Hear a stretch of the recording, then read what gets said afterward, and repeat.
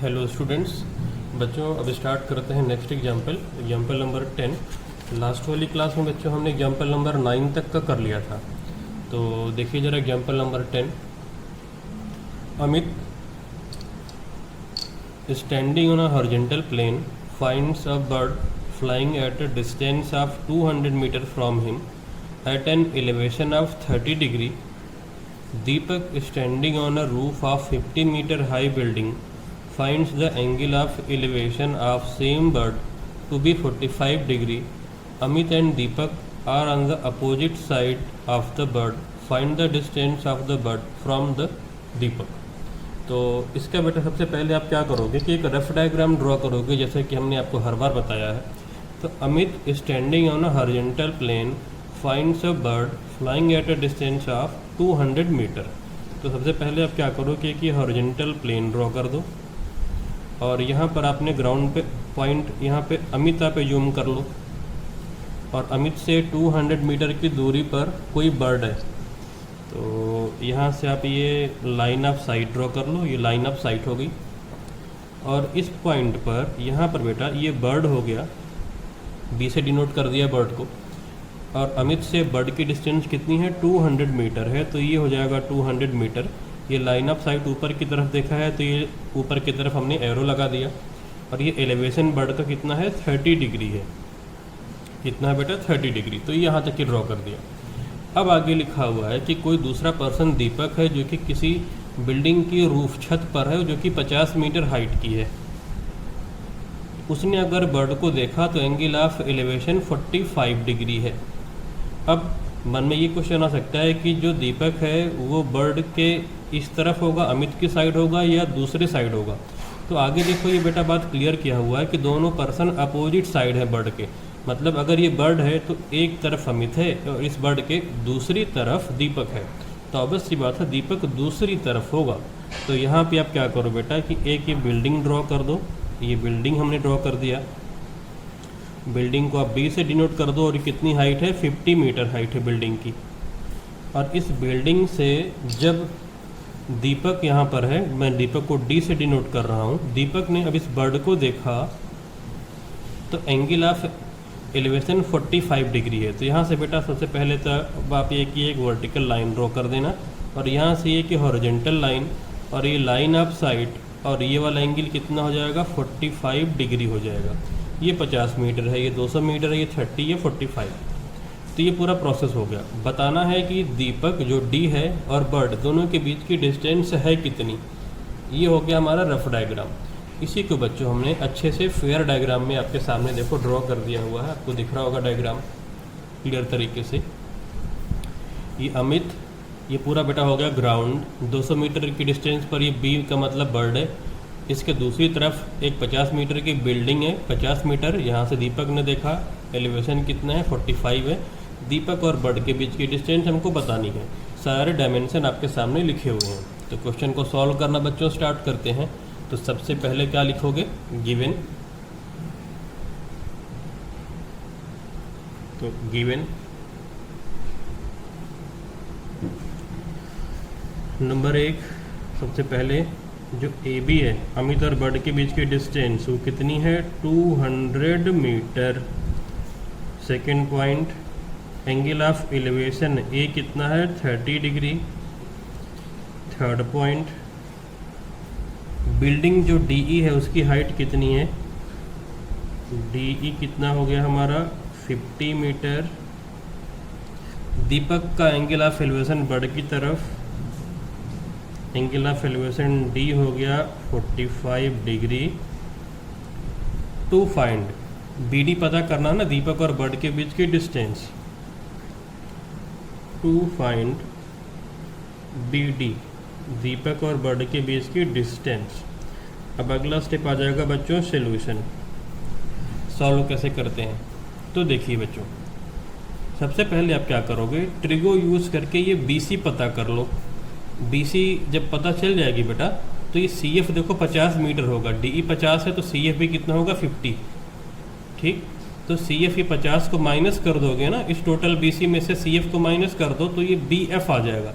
और जब B F आ जाएगा तो एंगल पता है, एक साइड पता है, इस राइट एंगल ट्रायंगल में ट्रिगो यूज़ करके आप ये बी डी भी फाइंड आउट कर लोगे।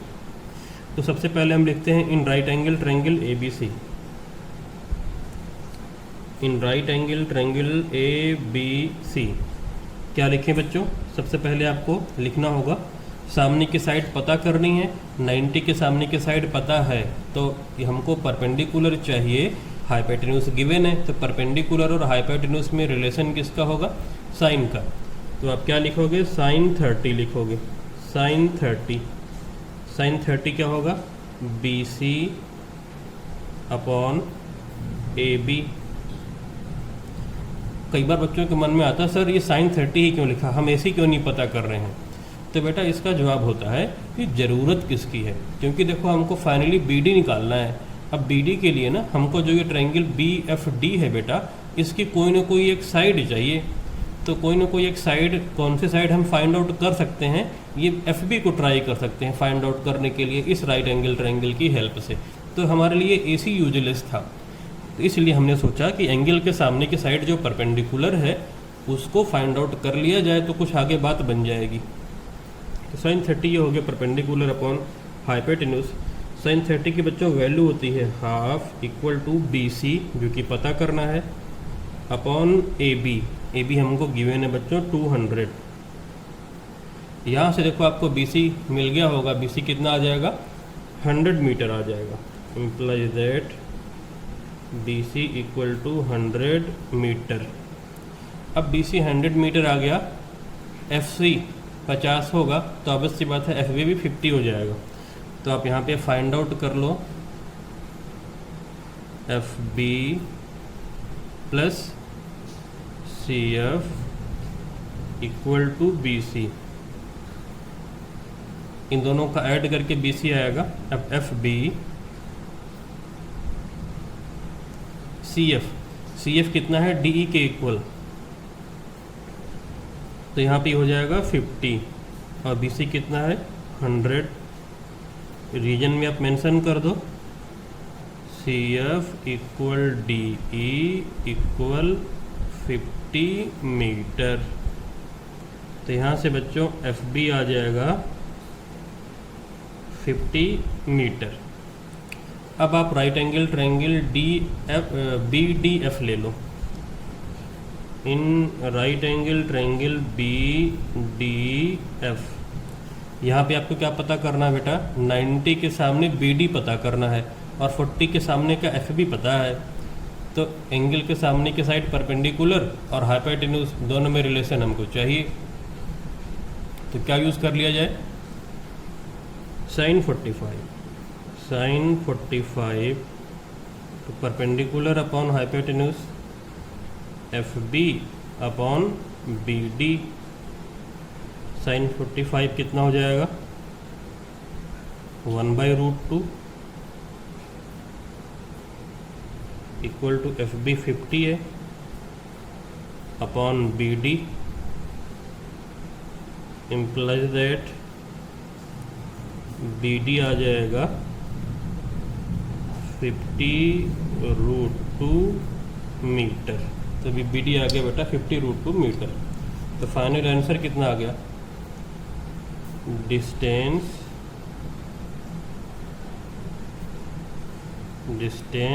Between Deepak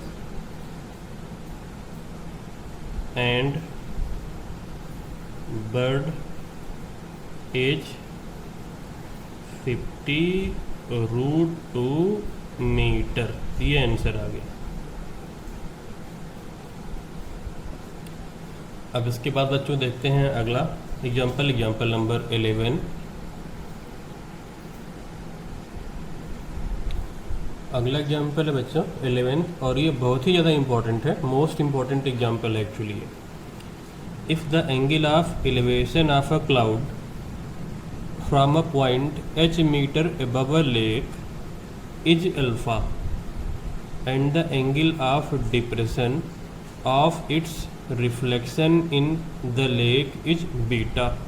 Prove that the height of cloud is h into tan beta plus tan alpha upon 10 beta minus 10 alpha. तो देखिए बच्चों डायग्राम कैसे ड्रॉ करेंगे। सबसे पहले आप एक लेक ड्रॉ करोगे, तो हम एक लेक बेटा ऐसा ड्रॉ कर लेते हैं। ये रेड कलर से ये हमने एक लेक ड्रॉ कर दिया, रफ डायग्राम। अब क्या है बेटा, ये लेक हो गया। तो if the angle of elevation of a cloud from a point h metre above a lake, इस लेक से h मीटर हाइट पर हमको एक पॉइंट लेना है।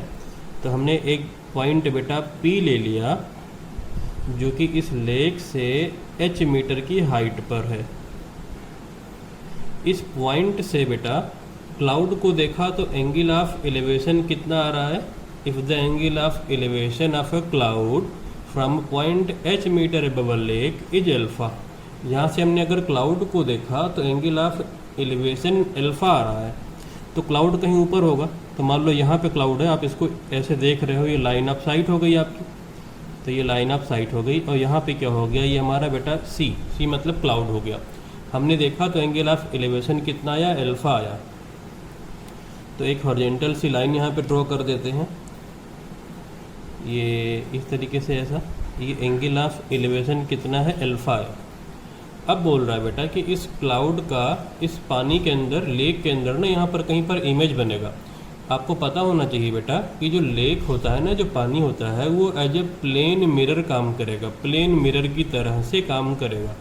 तो प्लेन मिरर के बारे में आप लोग 10th में पढ़ोगे लाइट चैप्टर में, अगर नहीं पढ़ा है तो, और पढ़ लिया होगा तो आपको पता ही होगा कि जो बेटा प्लेन मिरर होता है उससे ऑब्जेक्ट जितनी डिस्टेंस पर होता है, इमेज ठीक उतनी ही डिस्टेंस पर अंदर होता है, दूसरे साइड में होता है। तो इस क्लाउड का इमेज बनेगा जस्ट पानी के अंदर, और बिल्कुल सेम डिस्टेंस पर, जितने डिस्टेंस पर ये क्लाउड है ठीक उतने ही डिस्टेंस पर अंदर की तरफ यहाँ पे इसका इमेज बनेगा। तो यहाँ पे हम एक इमेज ड्रॉ कर लेते हैं। तो यहाँ पर बिल्कुल सेम डिस्टेंस पर यहाँ पर ये एक इमेज बन जाएगा, और ये हमने इसको आई से डिनोट कर दिया है इमेज को पानी के अंदर। अब इसी पॉइंट से इस इमेज को देखा तो एंगल ऑफ डिप्रेशन बेटा कितना आ रहा है, एंगल ऑफ डिप्रेशन आ रहा है बीटा। तो अगर आप यहाँ से एक इस पॉइंट P से इस आई को ज्वाइन करिए, एक लाइन ऑफ साइट अगर आप ड्रॉ कर दो, तो आप देखो बेटा कि ये जो एंगल ऑफ डिप्रेशन है ये है बीटा। एरो बना लो आप नीचे की तरफ, ये एंगल ऑफ डिप्रेशन क्या हो जाएगा, बीटा हो जाएगा।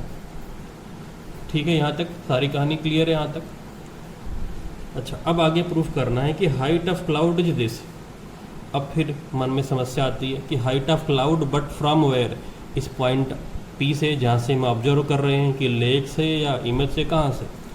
तो एक बात मेरी बेटा आप ध्यान रखना, जब कभी भी कुछ रेफरेंस फ्रेम न दिया जाए कि फ्रॉम वेयर, तो उस वक्त रेफरेंस फ्रेम हम हमेशा किसको लेते हैं, ग्राउंड को लेते हैं। जैसे अगर मैं बोलूँ कि कोई कार 40 किलोमीटर पर आवर की स्पीड से जा रही है, तो 40 किलोमीटर पर आवर उसकी स्पीड किसके रिस्पेक्ट में है, विद रिस्पेक्ट टू अर्थ है ना, क्योंकि अर्थ पे चल रही है। ठीक है ना, क्या पता आपके रिस्पेक्ट में हो सकता है, आप भी मूविंग हो तो आपके रिस्पेक्ट में 40 ना हो, कम ज़्यादा हो सकती है। तो रेफरेंस फ्रेम हमेशा किसको लेते हैं, ग्राउंड को लेते हैं। तो हाइट ऑफ क्लाउड जो है, कुछ लिखा नहीं कहाँ से, तो मतलब आप लेक मतलब ये ग्राउंड का ही लेवल आप मानोगे। तो ये हो गई बेटा हमारा हाइट ऑफ क्लाउड, ये वाला पूरा डिस्टेंस h। अब ये h है, ये स्मॉल h है, तो ये भी कितना होगा, स्मॉल h, पता ही है आपको। तो इसको भी आप स्मॉल h से ऐसे डिनोट कर दो। ये वाला हॉरिजॉन्टल डिस्टेंस बेटा आप ये वाला x ले लो। अच्छा, ये कैपिटल H है तो ये भी कैपिटल H होगा। अभी हमने बताया था रीजन इसका, क्या बताया था कि प्लेन मिरर से जितनी दूरी पर ऑब्जेक्ट होगा ठीक उतनी ही दूरी पर क्या होगा, इमेज भी होता है। तो ये तो हो गया इसका प्रॉपर डायग्राम जो मैंने आपको समझाया है, और इसी डायग्राम को बेटा मैंने फेयर तरीके से अभी ड्रॉ कर लिया है इस वाले पेज पे, ये सामने आपको। यहाँ पर देखिए बेटा क्लियर तरीके से मैंने सारा कुछ ड्रॉ कर दिया है। कुछ एक बातें भी रह गई मेंशन करने को। ये देखो कैपिटल H है तो ये भी कैपिटल H हो जाएगा। I से डिनोट किया, ये मतलब इमेज, ये लेक, C मतलब क्लाउड, ये पॉइंट P है, और ये वाला भी डिस्टेंस बेटा कैपिटल H ही होगा। मैंने आपको बताया है भी कि ऑब्जेक्ट और इमेज सेम डिस्टेंस पर होते हैं। ये स्मॉल h है तो ये वाला भी स्मॉल h ही होगा।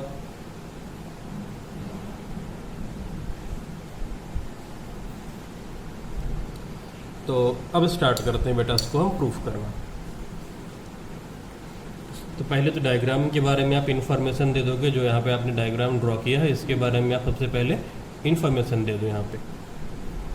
तो गिवन में लिख लो आप क्या क्या गिवन है। पी क्यू जो पॉइंट है वो है h metre,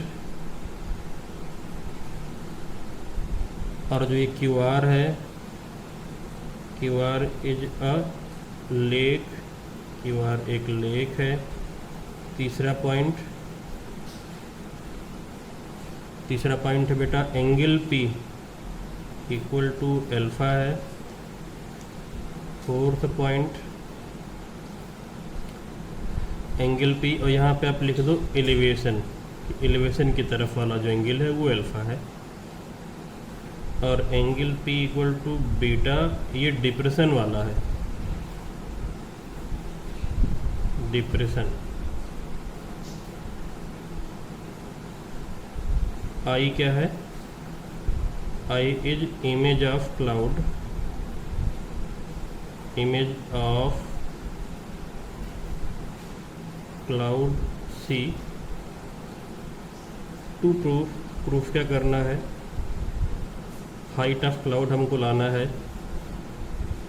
h tan beta plus tan alpha upon tan beta minus tan alpha. अब प्रूफ देखिए,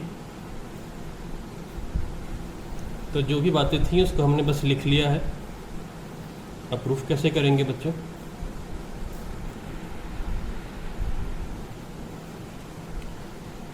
तो सबसे पहले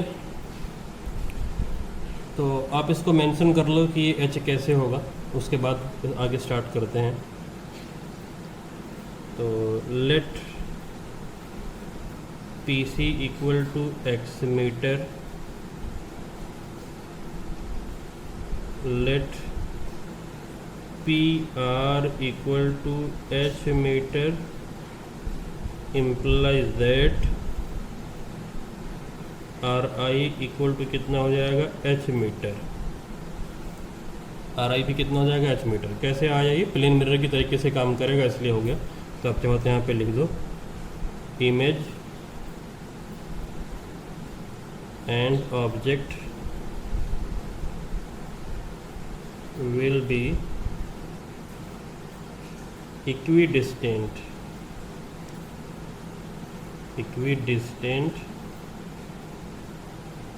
equidistant from the plane mirror।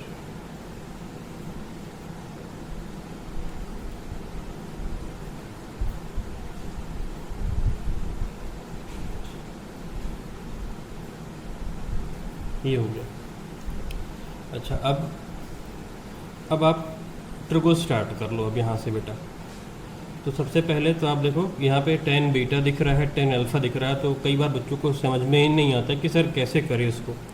तो सबसे बड़ी पहचान होती है बेटा कि टू प्रूफ को देखो, उसमें क्या क्या चीज़ें हिडन हैं, क्या क्या चीज़ें छिपी हुई हैं, उसी से आप एक गेस कर सकते हो कि हमें क्या लिखना चाहिए। तो आपको tan बीटा लिखना होगा और tan अल्फ़ा लिखना होगा। क्यों? साइन और कॉस क्यों नहीं लिखना होगा, या कोसेक और बाकी चीज़ें क्यों नहीं लिखनी होगी? क्योंकि वो टू प्रूफ में लाना ही नहीं है। तो ऑब्वियस सी बात है, हम उनको क्यों लिखें जो हमको नहीं लाना है, हम उन्हीं रेशियोज़ को लिखें जो हमको लाना है।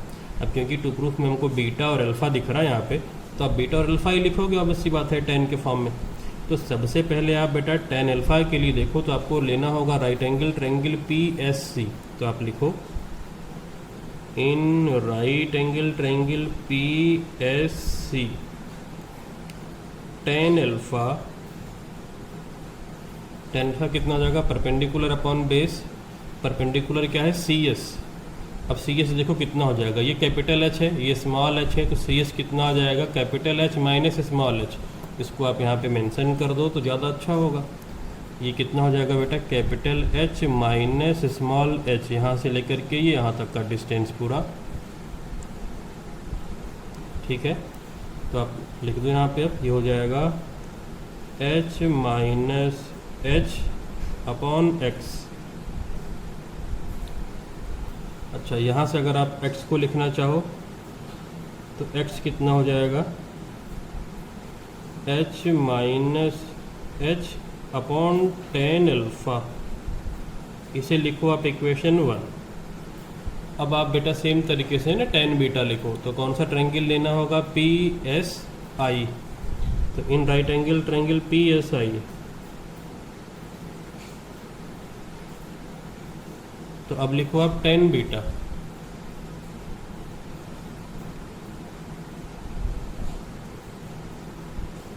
तो टेन बीटा हो जाएगा परपेंडिकुलर अपॉन बेस। अब ध्यान से देखना बेटा, ये बीटा है, ये पूरा परपेंडिकुलर हुआ एस से लेके आई तक, तो ऐसा ही कितना होगा, H plus H, capital H plus small H, तो H plus H upon x.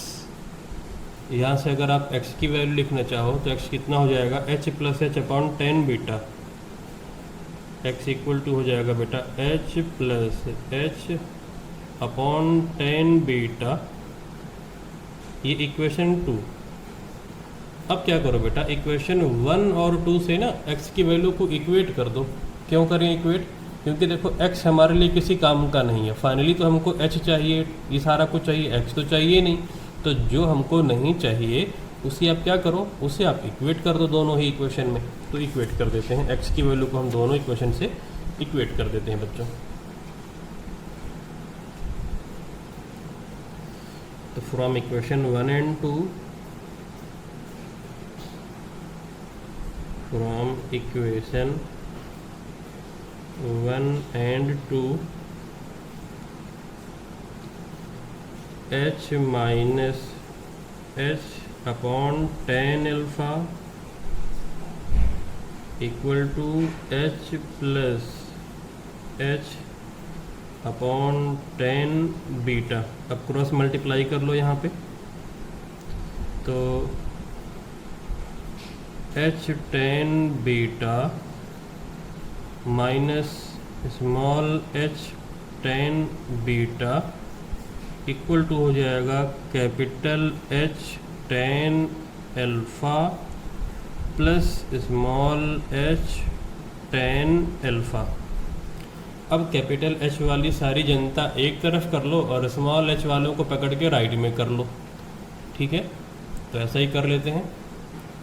तो अगला step, h tan beta minus h tan alpha, right में बेटा हो जाएगा h tan beta plus h tan alpha. अब आप ले लो कॉमन, यहाँ से कैपिटल H को लो कॉमन, कैपिटल H कॉमन लिया, अंदर आएगा ten beta minus tan alpha, और राइट साइड से स्मॉल h को ले लो कॉमन, तो अंदर आ जाएगा बेटा ten beta plus tan alpha. अब जो लाना था वो आ गया, ये पूरा मल्टीप्लाई में है h के साथ में, नीचे चला जाएगा डिवीजन में इधर। तो implies that capital H equal to tan beta, h tan beta plus tan alpha upon tan beta minus tan alpha. और यही हमको बच्चों लाना था। तो देखो जो लाना था वो कितनी आसानी से आ गया है, हेंस प्रूव्ड। तो ये तो था बेटा वेरिएबल के फॉर्म में क्वेश्चन, लेकिन जो पेपर में अक्सर आता है बोर्ड एग्जाम में, बल्कि आया भी है, वो क्या होता है बेटा कि वो कई बार डेटा के फॉर्म में आ जाता है। जैसे वो क्या करेगा, इस तरीके से क्वेश्चन आएगा बेटा कि जो ये स्मॉल h है ना, इसको कुछ वैल्यू दे देगा कि 60 metre above the lake, alpha और बीटा की वैल्यू दे देगा कि एंगल ऑफ एलिवेशन इज 45 और डिप्रेशन इज 30, इस तरीके से कुछ देगा और बोलेगा कि क्लाउड की हाइट बता दो आप। तो इस तरीके से पेपर में क्वेश्चन आता है। तो एक क्वेश्चन हम जरा ऐसा भी देख लेते हैं जो कि पेपर में डायरेक्टली आता है।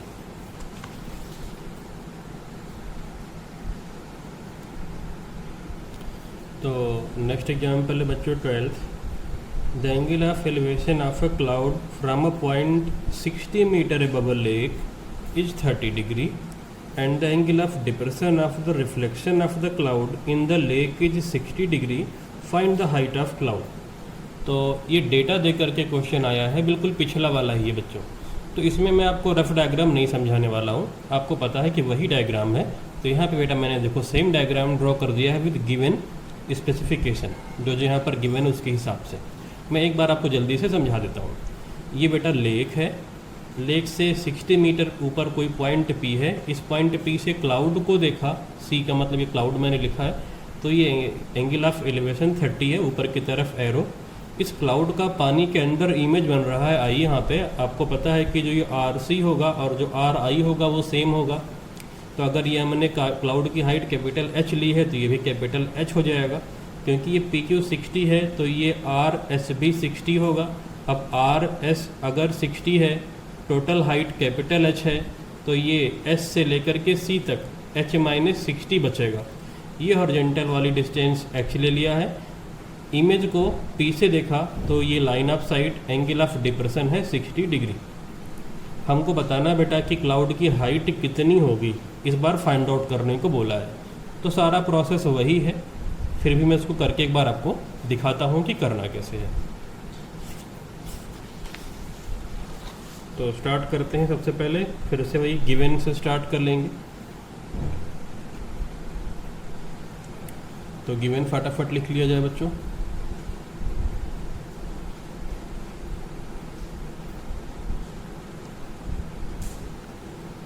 गिवन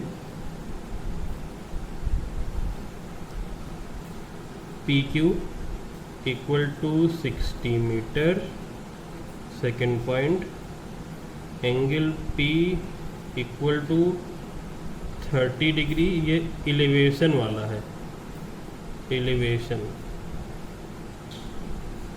और third point angle P equal to 60 degree, ये डिप्रेशन वाला है।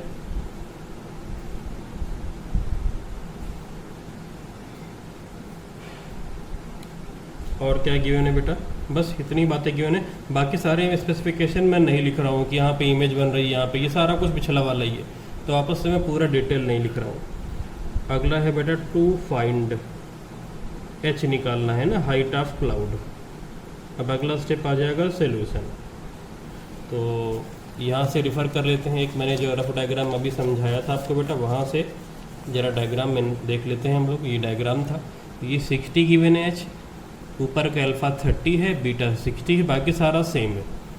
तो सॉल्यूशन के लिए सबसे पहले आप कौन सा ट्रायंगल लोगे, पहले तो आप बता देना, पेपर में आएगा कि C पर क्लाउड है, P पर पॉइंट है। सारी कहानी जो हमने पिछले वाले में करी थी वही कहानी कॉपी एंड पेस्ट, बार बार बेटा मैं नहीं लिख रहा हूँ, ठीक है ना, वो पूरा वापस रिपीट करेंगे। अब मेन मुद्दे पर आते हैं। राइट एंगल ट्रायंगल कौन सा लोगे आप, सबसे पहले PCS ले लेना। तो in right angle triangle PCS, ठीक, ये अल्फ़ा 30 है तो आप लिखोगे ना tan 30 परपेंडिकुलर, ये परपेंडिकुलर, ये 60 है SR, ये हो जाएगा ना H-60 अपॉन बेस, बेस कितना है x है, x की वैल्यू कितनी हो जाएगी, ये 1/√3 हो जाएगा। 1/√3 तो इधर x हो जाएगा, और ये जो अपॉन में √3 है, चलो मैं लिख ही देता हूँ एक बार, H-60 अपॉन tan 30। तो x की वैल्यू हो जाएगी, ये 1/√3 ऊपर जाके मल्टीप्लाई हो जाएगा, तो ये हो जाएगा √3 H-60, इसे बोल देना आप इक्वेशन 1। अब यहाँ पे क्या कर देना बेटा ना, tan 30 की वैल्यू 1/√3 रखना, तो √3 इंटू ये पूरा आ जाएगा, एक तरफ x आ जाएगा, सीधा आ जाएगा रिजल्ट। अब आप दूसरा राइट एंगल ट्रायंगल ले लो। इन राइट एंगल ट्रायंगल दूसरा वाला कौन सा है, PSI। यहाँ पे आप यूज़ करो tan 60, tan बीटा मतलब ना tan 60, तो ये हो जाएगा परपेंडिकुलर, ये H+60, ये पूरा हो जाएगा ना, ये 60 है, SR 60 है, H+60 अपॉन x, इसकी वैल्यू √3 है, x हो जाएगा H+60 अपॉन √3, ये इक्वेशन 2।